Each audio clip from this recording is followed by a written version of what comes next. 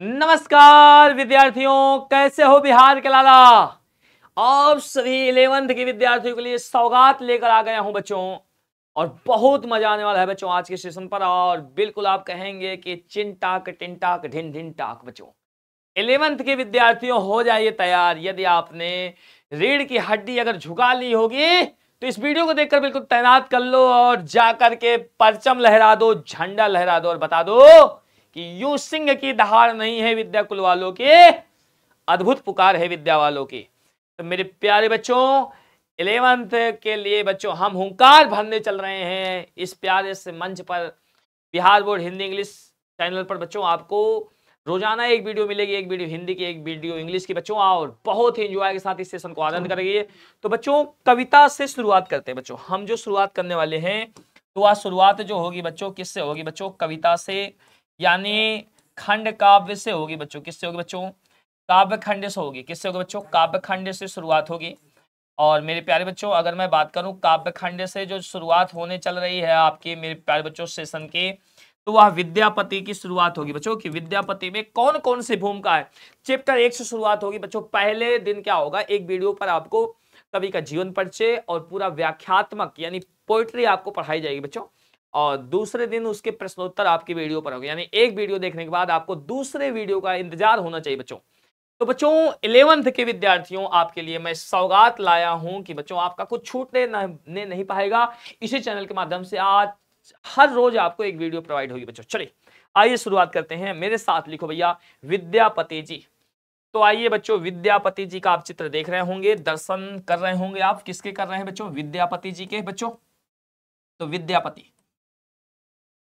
बच्चों बहुत मजा आने वाला है आज के सेशन पर। आप कहेंगे वाह गुरुदेव हमारा आखिरकार सेशन आ ही गया। आप कहेंगे गुरुदेव हमारा सेशन आखिरकार आ ही गया।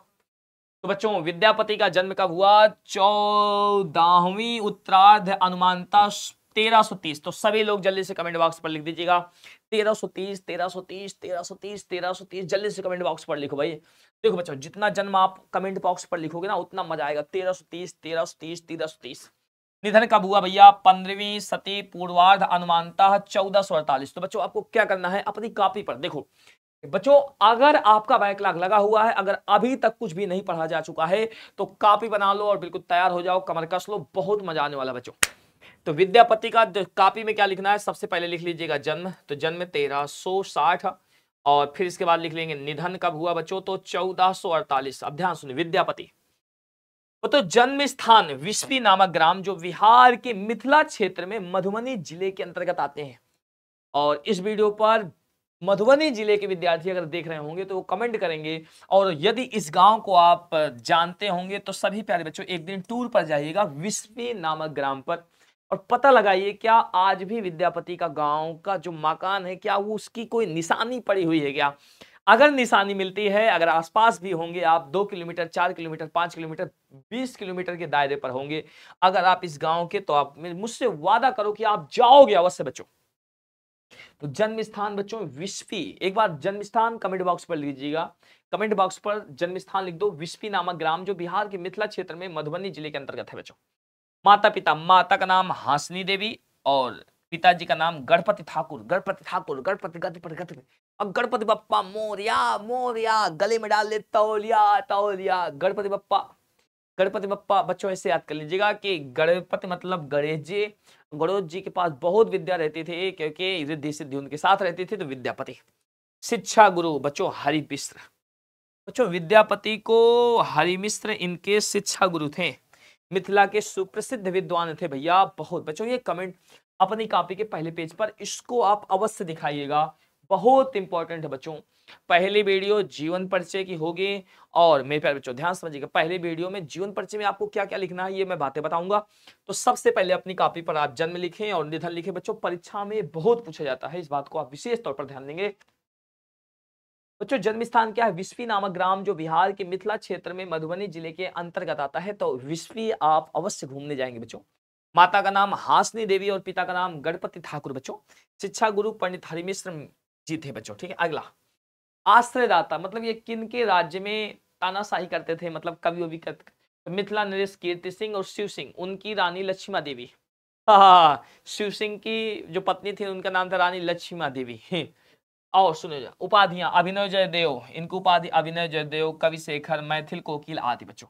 रचनाएं कीर्तिलता, भू परिक्रमा, पुरुष परीक्षा, कीर्ति पताका, पदावली।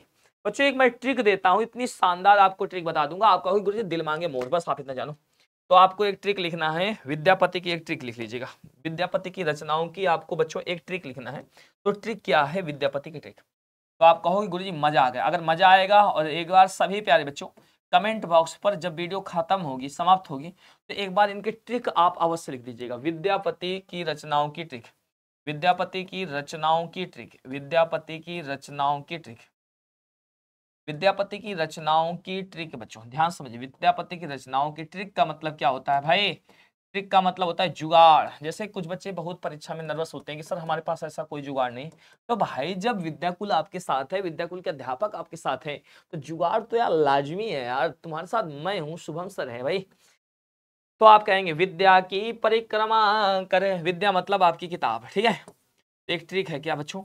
विद्या की परिक्रमा करके, विद्या की परिक्रमा करके, विद्या की परिक्रमा करके, विद्या की परिक्रमा करके पुरुष कीर्तिवान हो जाता है।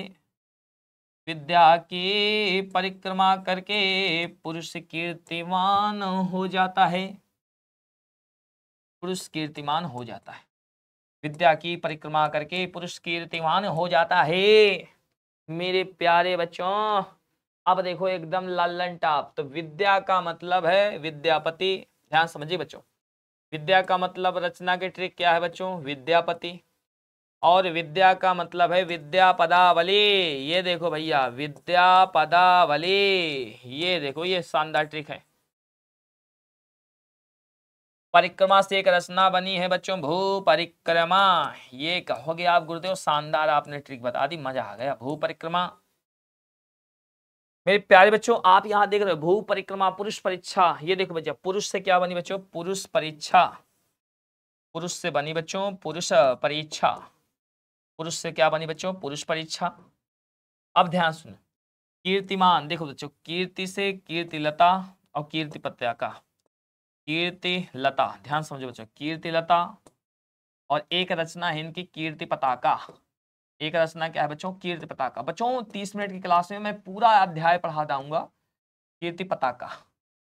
तो बच्चों ध्यान से समझिए बच्चों। अब देखो एक बहुत प्यारा मैं प्यारी सी बात बता दूंगा आपका गुरुजी दिल मांगे। पहले एक ट्रिक जल्दी से कमेंट बॉक्स पर लिखिए, विद्या की परिक्रमा करके पुरुष कीर्तिमान हो जाता है। विद्या मतलब विद्यापति। ये देखो ट्रिक के जादूगर कौन भैया? मैं।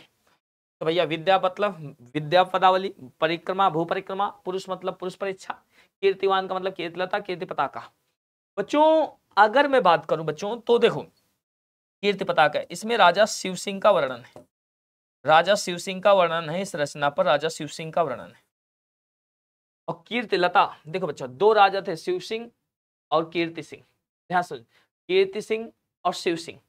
तो बच्चों इसमें कीर्तिलता में कीर्ति सिंह की चर्चा है भैया। कीर्तिलता में कीर्ति सिंह, कीर्ति सिंह का, कीर्ति सिंह की चर्चा है। कीर्ति सिंह, कीर्ति सिंह की चर्चा है कि अगर परीक्षा पूछ लेती है कि किस रचना पे शिव सिंह और कीर्ति सिंह की चर्चा है बच्चों, तो चलिए भाई इतना समझ पाए हो तो एक बार कमेंट बॉक्स पर कमेंट कर दीजिएगा बच्चों, और बहुत मजा। तो आइए देखिए बच्चों, शताब्दियों से महाकवि के रूप में सम्मानित विद्यापति की कवि विद्वानों के बीच एक राज पंडित, विद्वान गुरु और आचार्य की भी रही बच्चों। मतलब इनकी एक भैया छवि ही एक अलग थी बच्चों। कहते नहीं कि जिसकी छवि महकती है उसका रंग यूं ही महकता है, जिस प्रकार चंदन सा वदन महकता है। तो भैया इनकी छवि राज पंडित। राज पंडित का मतलब क्या होता है बच्चों? राजघराने में ये पंडित रहे हैं बच्चों। विद्वान गुरु और आचार्य की भी रही, किंतु साहित्य और लोक सामान्य के बीच मुख्य रूप से वे एक रस सिद्ध गायक, प्रेमी और भक्ति कवि के रूप में ही प्रतिष्ठित है बच्चों। भाई उन्होंने इतना रसलीन कर दिया, राधा कृष्ण के प्रेम को इतना जागृत कर दिया, मजा आ गया बच्चों। मैथिल कोकिल के रूप में उनका यश देशांतर व्यापी है बच्चों। ये परीक्षा में सवाल बहुत परीक्षा में पूछा जाता है बच्चों, मैथिल कोकिल के नाम से कौन जाना जाता है बच्चों? तो आप बोलेंगे गुरुजी मैथिल कोकिल के नाम से कौन जाना जाता है बच्चों? तो आप बोलेंगे गुरुजी विद्यापति जाने जाते हैं।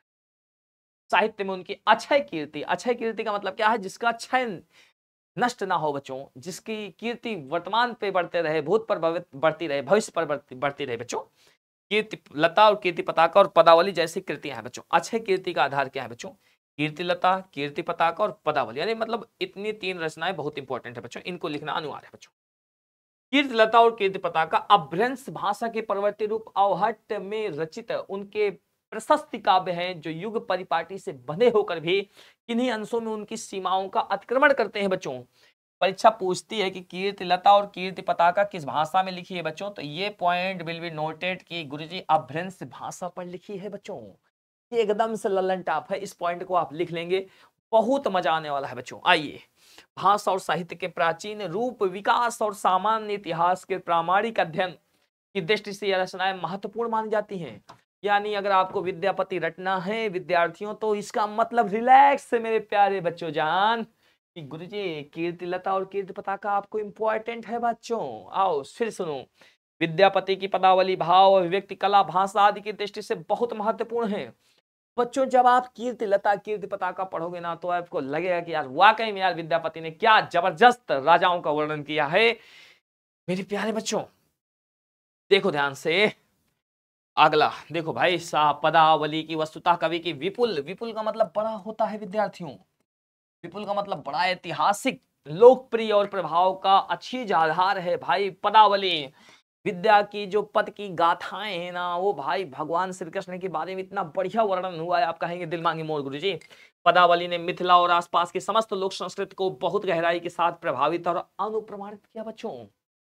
आधुनिक भारतीय साहित्य में गीत कला के विकास के ऐतिहासिक परिप्रेक्ष्य पदावली का महत्व निर्विवाद है बच्चा, इसमें कोई विवाद ही नहीं हुआ। सोचो यार, पदावली उन्होंने डिजाइन किया, उस पर कोई विवाद नहीं, A to Z बिल्कुल कोई नथिंग। विद्यापति सौंदर्य प्रेम और भक्ति के महान कवि बच्चों, ये परीक्षा में पूछा जा सकता है कि विद्यापति कैसे कवि थे, तो विल बी पॉइंट नोटेड बच्चों, आप इसको नोट कर लेना यार। विद्यापति सौंदर्य प्रेम और भक्ति के महान कवि। सौंदर्य का मतलब क्या था? उन्होंने चंद्रमा की सजावट का वर्णन किया, कमल की सुंदरता का वर्णन किया, उन्होंने प्रेम का वर्णन किया, भक्ति का वर्णन किया। उनका काव्य भारतीय इतिहास में नवीन सांस्कृतिक लोक जागरण का संवाहक अग्रदूत है बच्चों। उन्होंने एक नई चेतना जगाई है बच्चों, उनके काव्य में जो प्रेम झलका। सोचो आप 11th के विद्यार्थी उनको पढ़ रहे हो, अब इससे बड़ी ज्यादा बात क्या हो सकती है बच्चों। यह लोक जागरण भाषा, लोक जागरण का मतलब लोगों को जगाती है इनकी भाषा यार, कितनी प्यारी है यार, मृदुल भाषा के थे यार, इसलिए इनको मैथिल कोकिल कहा जाता है। मिथिला नगरिया बड़ी दूर सजन चलिया, विचार और व्यक्ति कला क्षेत्रों में प्रकट होता है। आप कहेंगे कि बच्चों यहाँ पर इतने भाव प्रकट होते हैं ना विद्यापति के द्वारा, मजा आ जाएगा। मध्यकालीन भारतीय भाषाएं लोक जागरण की इस नई चेतना को मुखरित और व्यक्त करने में जब समर्थ नहीं रह सकी, तब उनका स्थान साहित्य में उदीयमान लोक भाषाओं ने ग्रहण कर लिया बच्चों। इनको बोले बिना किसी को रहा ही नहीं जाता था भाई। अवहट्ट अपर्याप्त सिद्ध हुई, तब सबजन मिठा मैथिली साहित्य भाषा बनी। सबजन मिठा, यही है अवहट्टा। अवहट्ट भाषा का विकास अभ्रंश से हुआ बच्चों। विद्यापति पदावली इसका प्रमाण है बच्चों। अवहट्ट भाषा में पदावली लिखी गई। विद्यापति राज दरबार में प्रतिष्ठित थे, किंतु वे उनके सीमित न रह सके। उनकी साहित्यिक अभिरुचियां उन्हें दरबार के बाहर व्यापक लोक जीवन के बीच ले गई और कवि का हृदय उससे एकाकार हो गया बच्चों। विद्यापति ज्यादा दिन तक राज दरबार में ठहरे नहीं, उनके अंदर इतना लोक संगीत था, लोक साहित्य था कि वो लोगों के बाहर निकल के चले आए बच्चों। यह मध्यकालीन पर आधुनिकता, राज संस्कृति पर लोक साहित्य की रूढ़ी और शास्त्रीयता पर स्वच्छंदता, लोक सारल्य और यथार्थ की विजय का प्रमाण था बच्चों। विद्यापति की गीत काव्य इस विजय की विनीत जय घोष है बच्चों। वाह! पदावली में राधा कृष्ण के गहन प्रेम के अनेक पक्षों की रूप रस से परिपूर्ण छटाएं हैं कि राधा मेरी मिसरी चकोर है विहारे, सुने होंगे ना, कि यहीं से तत्व निकला है बच्चों, विद्या पदावली से बच्चों। श्रृंगार और प्रेम के संयोग वियोग दोनों रूपों की ऐसी अभिव्यक्ति है जिसमें आनंद और वेदना की विविध दशाएं परिपोषण पाती हैं भैया। उन्होंने शक्ति के अनेक रूपों की, जिसमें दुर्गा, काली, मुख्य स्तुतियां और वंदनाएं रची हैं तथा नचारी पदों में शिव लीला का गान किया है। गंगा को लेकर भी उनकी अनेक स्तुतियां हैं बच्चों, इस बात का विशेष तौर पर ध्यान देंगे बच्चों। विद्यापति के पदों में प्रकृति और लोक जीवन के दुख सुख की भी प्रसंगवश मार्मिक अभिव्यक्तियां हुई हैं। विद्यार्थियों, जो बच्चा इस समय पर लाइव देख रहे हैं हमारे सेशन को, मैं आपको बात बता दूं, आप सोच रहे हैं गुरुजी लिखना क्या है, तो जितना मैंने अंडरलाइन किया केवल उतना ही लिखना है। मैं जितना बोला हूं केवल जन्म लिखो, निधन लिखो, माता पिता का नाम लिखो, निवास स्थान लिखो, रचनाएं लिखो और उनके गुरुजी का नाम लिखो, बस बस बच्चा, और इसके अलावा कुछ नहीं लिखना अभी जीवन परिचय में। फिर मैं पद पढ़ूंगा, आप पद को समझेंगे, फिर प्रश्न उत्तर करेंगे बच्चों। इस वीडियो पर आपको मैं पूरे पद का अर्थ बताने वाला हूं, बिल्कुल मैं बच्चों बताऊंगा। 20-25 मिनट पे इस वीडियो को मैं समाप्त करूंगा, ज्यादा देर नहीं लगाऊंगा। आप आलस से मत करो बच्चों। अगर आप लाइव देख रहे हो तो बहुत बहुत थैंक यू। चैनल को सब्सक्राइब कर लेना बच्चों, लाइक भी कर लेना बच्चों। बहुत धुआंधार 11th के लिए हम हुंकार भरने चल रहे हैं बच्चों। इस प्यारे से परिवार पर आपका बहुत बहुत स्वागतम, अभिनंदनम वंदनम बच्चों। विद्यापति ने अपने काव्य से आगे के भक्ति काव्य की विशद भूमिका रची है। यहाँ प्रस्तुत दोनों पद राम वृक्ष बेनुपुरी के द्वारा संपादित, वे देखो ये पॉइंट इंपॉर्टेंट है, आप अपनी कॉपी पर लिख लो बच्चों। ये very very most important point है बच्चों। क्या बच्चों, आइए दिखाता हूं कि यहाँ प्रस्तुत दोनों पद राम वृक्ष बेनुपुरी के द्वारा संपादित विद्यापति पदावली से लिए गए हैं। ये बच्चों लिए कहाँ गए हैं? राम वृक्ष बेनुपुरी के द्वारा संपादित विद्यापति पदावली से लिए गए हैं। प्रथम पद प्रेम के विरह पक्ष का चित्रण है। इसमें श्री कृष्ण विरह की अत्यंत उत्कृष्ट व्यंजना है बच्चों। महत्वपूर्ण यह है कि इस व्यंजना में शास्त्रीयता और रूढ़ से अलग हटकर विरह की लोक सुलभ मार्मिकता उभरती है। इसी कारण इस पद में लोकगीत का माधुर्य आ गया। माधुर्य का मतलब प्रेम आ गया है यार। माधुर्य का मतलब क्या होता है बच्चों? माधुर्य का मतलब प्रेम आ गया है। संयोग श्रृंगार माधुर्य रस में पाया जाता है। दूसरे पद में रूप वर्णन है, जिसे संयोग प्रेम के अंतर्गत रखा जा सकता है। बसंत के सरस वातावरण में रूप सौंदर्य की छटा प्रेमी की तृप्त चित्त में कुछ ऐसी अनुभव होती है, कुछ लगता है कि यह रूप सौंदर्य अद्वितीय और अनुपम है, इसकी कहीं कोई बराबरी नहीं कर सकता। रानी को घमंड आ जाता है लक्ष्मण सिंह को कि मुझसे ज्यादा सुंदर कोई नहीं है, बाबू I am very cute, and भाग यहां से। तो आइए चलते हैं बच्चों। सौंदर्य विद्यापति के लिए सबसे बड़ा धर्म है, सबसे बड़ा कर्म है। सौंदर्य उनकी आंखों के सामने नाना रूपों में आता है और वे सौंदर्य के स्वागत में निरंतर जागरूक दिखाई पड़ते हैं। विद्यापति के पास एक आंख थी, वस्तु के रूप को परखने का अणुवीक्षक यंत्र था, जिसकी सीमा से आकर रूप का एक कणु भी उनकी दृष्टि से बच नहीं सकता। विद्यापति के पास वह आंख थी बच्चों। भाई आइए चलते हैं। बहुत प्यार बच्चों, इसको आप पढ़ोगे ना हंसोगे एक बार। बच्चों पद ऐसे ही पढ़ जाते, कैसे? चानन भेला विषम सर रे, अब भूषण भेला भारी। बच्चों ये हैं भगवान श्री कृष्ण। आप कहेंगे गुरुदेव कैसे आप बना देते हैं? तो भैया ये मोर पंख वाले भगवान श्री कृष्ण हैं और यहाँ पर हमारी प्यारी सी राधा जू रानी हैं। ये हमारी राधा जू रानी है, बढ़िया मस्त से ये राधा जू रानी है। राधा जी भगवान श्री कृष्ण ने, बच्चों ध्यान समझिएगा बहुत मजा आएगा। भगवान श्री कृष्ण जब कंस का वध कर देते हैं तो ये मथुरा के राजा बन जाते हैं। कि कहाँ के राजा बन जाते हैं बाबू?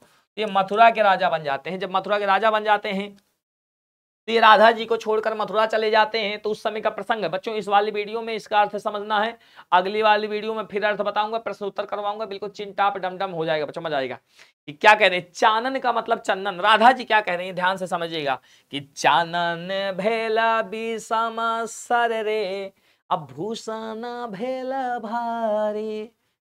हे हमारे राजा, हे हमारे कन्हैया कृष्णा, जब से तुम छोड़कर चले गए हो, छोड़कर बलम यूं ऐसे जा गए हो, तो क्यों छोड़कर चले गए हो? बहुत तड़पा रहे हो। जब से तुम चले गए हो मेरे प्यारे कृष्ण, तब से मुझे नींद नहीं आती। तो क्या कह रही हैं कि चानन भेल विषम सर रे। राधा जी कह रही हैं कि चंदन ठंडक का कार्य करता है मेरे प्यारे बच्चों, लेकिन आज आपकी याद में जो चंदन जो है ये विष का काम कर रहा है। चानन भेल विषम सर रे, चंदन जो ठंडक का कार्य करता है बाबू, जब से तुम चले गए हो तुम्हारी याद में ये विष से ज्यादा तीखा है, विष से ज्यादा गर्म है। भूषण भेल भारी, जो मैं आभूषण पहनी हूं, जिसके माध्यम से मैं सुंदर दिखती थी, आज मुझे इतने भारी लग रहे हैं बाबू, वो प्लीज तुम वापस आ जाओ ना। तो राधा जी क्या कहती हैं कि जब से मोरे कान्हा गए हैं हमका छोड़ के, तो चानन भेला भेषम सर रे। इस सर पर जो चंदन है वो विष की भांति दर्द कर रहा है। आभूषण भेल भारी, जो मैं आभूषण पहनी हूं भगवान श्री कृष्ण के याद में, ये बिल्कुल भारी सा लग रहे हैं। फिर क्या कहते हैं, सपनहु नहीं हरि आयल रे गोकुल गिरधारी। पहले मेरे राजकुमार, मेरे सजन भगवान श्री कृष्ण मेरे सपने में आते थे। वो गाना है ना कि सपनों में रात वो आया मुरली वाला रे हो। सपनों में रात वो आया मुरली वाला रे, मेरे दिल में बसो है श्याम यूं नंद लाला रे। पहले मेरे सपनों में तुम आते थे कन्हैया, जब से तुम मथुरा चले गए हो प्लीज बाबू अब तो तुम सपनों में भी नहीं आते थे। क्या करें, सपनों नहीं हरि आयल रे गोकुल गिरधारी, सपनों में भी नहीं आ रहा है वो गोकुल गिरधारी। एक सारी ठाड़ी का दम तारे रे, एक सारी ठाड़ का मतलब खड़े रहना। राधा जी कह रहे हैं कि जब से कान्हा मथुरा छोड़कर चले गए हैं तो एक सारी ठाड़ी का दम तारी रे, तब से मैं ऐसे ही खड़ी हूं, एक टक निगाह देख रही हूं कब मेरे सजनवा कृष्ण आ रहे हैं। कि पथ हेरा थी मुरारी, पथ मतलब रास्ता, मैं भगवान श्री कृष्ण के पथ को देख रही हूं, निहार रही हूं कि टुकुर टुकुर देखती हूं मैं, प्रभु कब आओ मुझसे मिलने। फिर क्या कह रही हैं, हरि बिनु देहा दगद भेल रे झामर भेल सारी, झामर का मतलब गंदी, दगद का मतलब आग। हरि बिनु दे, भगवान श्री कृष्ण के यानी जब से कन्हैया मथुरा चले गए हैं मेरे शरीर में विरह रूपी आग लगी है, उनके प्रेम की ऐसी आग लगी है, ऐसी पीड़ा उत्पन्न हो रही, मुझे लग रहा है प्लीज बाबू आ जाओ जल्दी। झामर भेल सारी, ऐसी आग लगी पूरी साड़ी मेरी गंदी हो गई है। मैं उनके एक स्थान पर है उनको याद कर करके तड़पी जा रही हूँ, लेकिन वो सुन नहीं रहे हैं। क्या कह रही हैं कि जहां जहां जाओ तहां उधो हे तोहे मधुपुर जाए, हे उधो जाओ जाओ निकल जाओ यहाँ से और जाकर मथुरा में जाओ, मधुपुर जाओ, मथुरा जाओ और बता देना कि तुम्हारे बिना राधे कैसे तड़प रही है। फिर क्या कह रही है कि चंद्र बदानी नहीं जीवती रे बध लागत काहे, अगर यह चंद्रमा के समान मुख वाली राधा यदि मर गई तो इसका बध कौन किसको लगेगा, पाप किसको लगेगा, जाकर कन्हैया से कह देना कि तुमको ही लगेगा। तो तब विद्यापति क्या कहते हैं कि भन ही विद्यापति मन दैरे सुन गुणमती नारी। विद्यापति जाते हैं कहते हैं हे गुणमती नारी, हे राधिके सुजान राधा, क्यों तुम परेशान हो। कहन क्या विद्यापति जी, कहन सुनो मेरी बतिया प्यारी ए गुणमती नारी, कि आज आवत हरि गोकुल रे पथ चलु झट झारी। हे गुणमती राधे तुम विद्यापति की बात मानो, आज गोकुल हरि आवत रे, आज गोकुल में हरि आ रहे हैं, जाओ जल्दी से, जल्दी दौड़ दौड़ दौड़। तो ये भैया कृष्ण प्रेम का मार्ग है। ये पद नंबर 2 देखो। अब इस समय पर जो राजा शिव सिंह की पत्नी है लक्ष्मा सिंह, तो भैया उनको अपने रूप पर घमंड हो जाता है। तो क्या कहती है, सरस बसंत समय भल पाओल तखिन पवन बहु धीरे।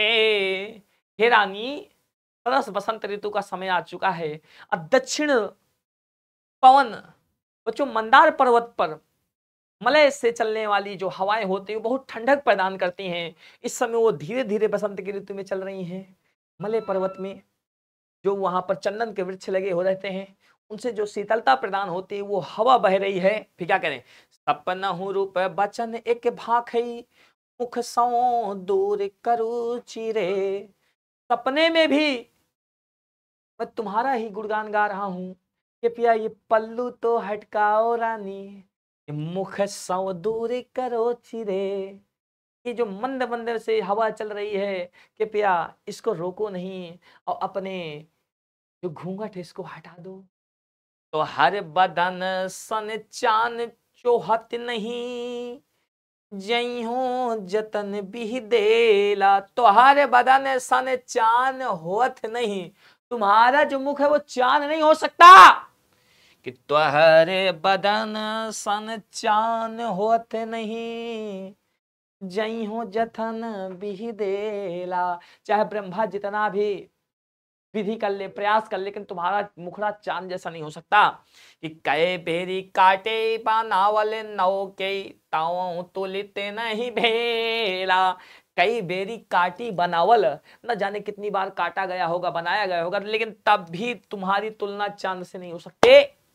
लोचने तूले कमल नहीं भय सके, कमल भी तुम्हारी आंख के समान नहीं हो सके। लोचने तुल कमल नहीं भय सके, जे जग के नहीं जाने, तुम्हारी आंख कमल के समान नहीं हो सकी, ये पूरा जग जान रहा है। से फेरी चाहे नुकायल जल भय पंकज निज अपमाने, जिस कारण से कमल अपमान हो चुका है, वो लुकाया छिपा बैठा है जल पर। कि भनहि विद्यापति सुन बर जौबती ई सब लक्ष्मी समाने। विद्यापति कहते हैं लक्ष्मी ये सब तुम्हारे समान है, तुम क्यों इतना घमंड गुरूर कर रही हो। कि राजा शिव सिंह रूप नारायण लक्ष्मा दे रमाने। हे राजा शिव सिंह, तुम भगवान नारायण के रूप हो, लक्ष्मा दे रमाने तुम्हारी पत्नी लक्ष्मी जी का रूप है, तो इतना क्यों गुमान घमंड शरीर पर बच्चों। तो बच्चों इस पद के प्रश्नोत्तर देखने के लिए आज ही हमारे चैनल को सब्सक्राइब करिएगा। अगले महासेशन पर इसके प्रश्नोत्तर लेकर आ रहा हूं मैं, बहुत शानदार सीरीज होगी बच्चों। अगर सेशन पसंद आया होगा एक बार लाइक जरूर करेंगे, और कम से कम दूसरे पार्ट 2 के लिए, किसके लिए बच्चों, पार्ट 2 के लिए कम से कम 500 कमेंट वीडियो के नीचे होना चाहिए। और मेरे प्यारे बच्चों आप इतना बात समझ लो भैया, तो जितने भी प्यारे बच्चे इस समय पर लाइव देख रहे होंगे, अगर नए जुड़ रहे होंगे हमारे साथ, हम कराने जा रहे हैं बच्चों, क्या भाई, हम कराने जा रहे हैं 11th की पूरी तैयारी। और 11th की पूरी कविता आप तैयार करोगे, और इसमें मिलेगा क्या क्या आपको, इस कविता में आपको पूरे प्रश्नोत्तर मिलेंगे। क्या मिलेंगे बच्चों, इस कविता में पूरे प्रश्नोत्तर आपको मिलेंगे, इस बात का विशेष तौर पर ध्यान देंगे। और ये प्रश्नोत्तर हस्तलिखित होंगे, सबसे बड़ी बात, ये प्रश्नोत्तर जो होंगे आपके ये हस्तलिखित होंगे बाबू, ये बात जान लीजिएगा। तो आज भी जितने भी विद्यार्थी हमारे नए जुड़ रहे होंगे सेशन पर, नए विद्यार्थी जो होंगे वो चैनल को एक बार लाइक कर देंगे, और ज्यादा ज्यादा क्या करेंगे बच्चों, सब्सक्राइब करेंगे बच्चों। तो अगर आप मेरे प्यारे बच्चों, अगर आपने पार्ट 1 विद्यापति का पढ़ा है, क्या पार्ट 2 आना चाहिए या नहीं आना चाहिए। पार्ट 1 में आपने विद्यापति, पार्ट 1 पे आपने क्या पढ़ा बच्चा, पार्ट 1 पे आपने विद्यापति और उसके पद पढ़े, और यानी इनकी पूरी की आपको क्या मिली है, पार्ट 1 पर व्याख्या मिली है। और पार्ट 2 में आपको क्या मिलेगा, आपको मैं बता दूं बच्चों, पार्ट 2 में आपको मिलेगा प्रश्नोत्तर, ऑब्जेक्टिव प्रश्न, ये सब मिलेंगे, प्रश्नोत्तर, प्रश्नोत्तर, ऑब्जेक्टिव प्रश्न, सब्जेक्टिव प्रश्न, ये सब आपको प्रोवाइड हो जाएंगे, ऑब्जेक्टिव प्लस सब्जेक्टिव, ये सब कुछ आपको प्रोवाइड होगा। तो क्या आप पार्ट 2 के लिए इंतजार कर रहे हो, तो पार्ट 2 वीडियो के लिए एक प्यारा सा छोटा सा क्या दोगे बच्चों, कमेंट दोगे। अगर हमारे चैनल पर पहली बार होगे तो एक बार चैनल को सब्सक्राइब अवश्य कर लेना, और अपने स्टेटस में जरूर लगा देना, और हर अपने दोस्त साथी भैया बहिनी सबको बता देना कि विद्याकुल सौगात लेकर आ गया है, 11th की क्लास पूरा करेंगे, यह वादा है आपका मेरे प्यारे भाई मेरी प्यारी बहन। तो लेता हूं विदा, बहुत बहुत धन्यवाद। अगर चैनल पर कमेंट आएगा पार्ट 2 के लिए तो जरूर मिलेगा, तब तक के लिए लेता हूं विदा, बहुत बहुत धन्यवाद, थैंक यू, लव यू।